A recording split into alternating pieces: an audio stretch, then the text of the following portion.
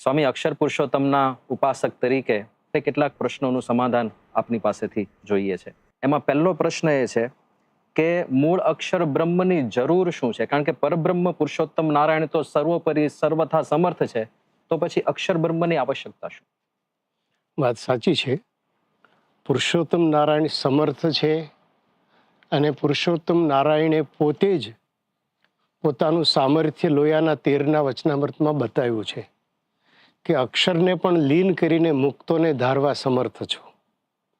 એટલે ભગવાન સમર્થ છે એ વાત તદ્દન સાચી અને કરી શકે છે એ પણ સાચું. પરંતુ એમણે જે વ્યવસ્થા કરી હોય, એમણે જે મર્યાદા દર્શાવી હોય, એ મર્યાદા, એ આજ્ઞા, એ વ્યવસ્થા એ વધારે હિતકારી હોય એવું આપણને વચનામૃતો દ્વારા એ જણાય છે. જેમ કે મધ્યનું 3જું વચનામૃત.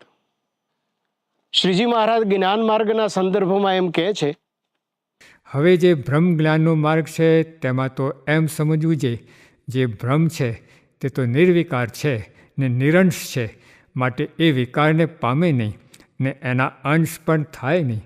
અને એ બ્રહ્મને જે સર્વરૂપે કહે છે તેનું તો એમ છે જે એ બ્રહ્મ જે તે પ્રકૃતિ પુરુષાદિક સર્વેના કારણ છે ને આધાર છે ને સર્વને વિશે અંતરામી શક્તિ કહીને વ્યાપક છે. માટે જે કારણને આધારને વ્યાપક હોય તે કાર્ય થકી પૃથક હોય નહીં. એમ સમજણને લઈને એ બ્રહ્મને શાસ્ત્ર જે તે સર્વરૂપ કહે છે અને બ્રહ્મ થકી પરબ્રહ્મ જે પુરુષોત્તમ નારાયણ તે નોખા છે ને બ્રહ્મના પણ કારણ છે ને આધાર છે ને પ્રેરક છે. આમ બ્રહ્મનો મહિમા કયો? પ્રકૃતિ પુરુષના કારણ સુધીનો. અને એનાથી પરબ્રહ્મ નોખા છે. 2 તત્વનું નિરૂપણ કરી મહારાજ એમ કહે છે, એમ સમજીને પોતાના જીવાત્માને બ્રહ્મ સંગાથે એકતા કરીને પરબ્રહ્મની સ્વામી સેવક ભાવે ઉપાસના કરવી.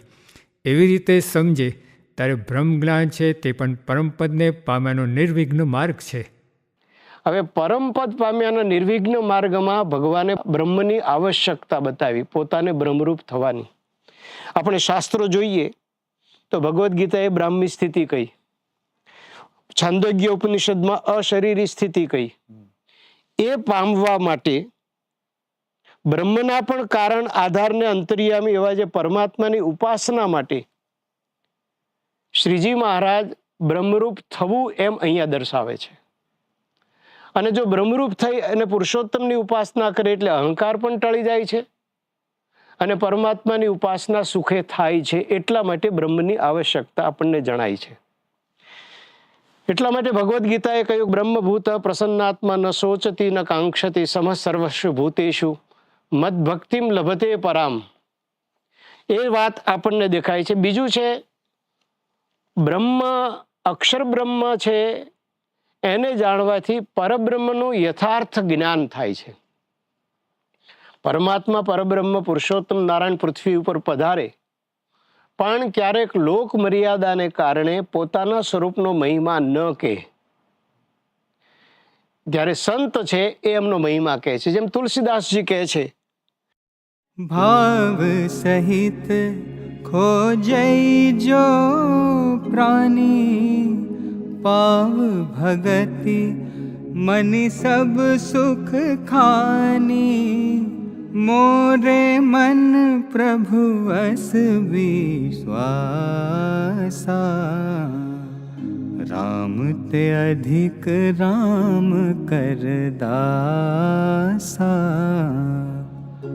રામ સિંધુ ઘન સજન ધીરા ચંદન તરુ હરિ સંત સમીરા सब कर फल हरि भक्ति सुहाई सो बिनु संत न काहूँ पाई सो बिनु संत न काहूँ पाई. કે રામ સિંધુ ઘન સજ્જન ધીરા ચંદન તરુ હરિસંત સમીરા. ભગવાન રામચંદ્રજી કરતા રામચંદ્રજીના દાસ અધિક છે એમ કહીને કહે છે કે ભગવાન રામ છે એ સમુદ્ર છે અને સંત પુરુષ મેઘ છે. સમુદ્રમાંથી પાણી મેઘ લાવે અને મનુષ્યોને छिપાવે, એટલે માધ્યમ અક્ષર બ્રહ્મ બને છે. અક્ષર બ્રહ્મ સેતુ માધ્યમ બને છે. શ્રી હરિચંદન વૃક્ષ છે, સંત પવન છે. તો આ હેતુથી સત્પુરુષનો મહિમા એટલે કે અક્ષર બ્રહ્મનો મહિમા આપણે ત્યાં કયો છે. ઉપનિષદ કહે છે બ્રહ્મવિદ બ્રહ્મને જાણે એ પરબ્રહ્મને પામે છે. તે બ્રહ્મની આવશ્યકતા આપણને દેખાય છે. વળી આ હેતુથી જ શ્રીજી મહારાજે અક્ષર બ્રહ્મને જાણવાની આજ્ઞા કરી છે. ભગવાન જીવના કલ્યાણને અર્થે જ્યારે મૂર્તિ ધારણ કરે છે ત્યારે પોતાનું જે અક્ષરધામ અને ચૈતન્ય મૂર્તિ એવા જે પાર્ષદ અને પોતાના જે સર્વે ઐશ્વર્ય તે સહિત જ પધારે છે, પણ એ બીજાના દેખ્યામાં આવે નહીં. માટે ભગવાનના ભક્તને ભગવાનનું સ્વરૂપ અક્ષરધામ સહિત પૃથ્વી ઉપર વિરાજમાન છે એમ સમજવું અને બીજા આગળ પણ એવી રીતે વાર્તા કરવી. જ્યારે અક્ષર બ્રહ્મને સમજો જ નહીં, અક્ષર બ્રહ્મના તત્વને વિચારવાનું જ નહીં, તો કઈ રીતે તમે આત્મરૂપ બ્રહ્મરૂપ થઈ શકશો? એટલે મહારાજે આજ્ઞા કરી છે અને સમગ્ર સંપ્રદાયમાં જ્યાં જ્યાં પુરુષોત્તમ નારાયણનું સ્થાન હોય એને અક્ષર સાથે એટલે જ જોડવામાં આવ્યું છે. દાખલા તરીકે ગઢડા અને કારિયાણીમાં મહારાજનું નિવાસ સ્થાન અક્ષર ઓરડી, અમદાવાદમાં નરનારાયણના મંદિર પાસે પધરાવેલું ઘનશ્યામ મહારાજનું મંદિર અક્ષર ભુવન, વરતાલમાં પ્રસાદીની વસ્તુનું સંગ્રહાલય અક્ષર ભુવન, ગઢડામાં ઉન્મત્ત ગંગા એટલે કે ઘેલા ઉપરના પુરુષોત્તમ ઘાટનું બીજું નામ અક્ષર તીર્થ, આ દુર્ગપુર મહાત્મ્યમાં અને ઉન્મત્ત ગંગા મહાત્મ્યમાં છે. ગઢપુરથી ઉપરવાસમાં ઉન્મત્ત ગંગા પરના સહસ્રધરાનું નામ અક્ષર ઘાટ.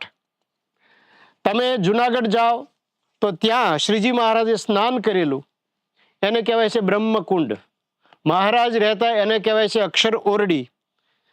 અને આશ્ચર્યની વાત તો એ છે કે બધા જ શ્રીજી મહારાજના સ્થાનો છે, પણ ગુણાતીતાનંદ સ્વામીને જે અગ્નિ સંસ્કાર કર્યો એનું નામ પણ શું પડ્યું? અક્ષર દેરી. એટલે પોતે અક્ષર છે અને પુરુષોત્તમની સાથે સદાય છે. એ આપણને સંપ્રદાયની પરંપરા દેખાડે છે. અક્ષરની આવશ્યકતા શું છે એ સંપ્રદાયની પરંપરા આપણને દર્શાવે છે.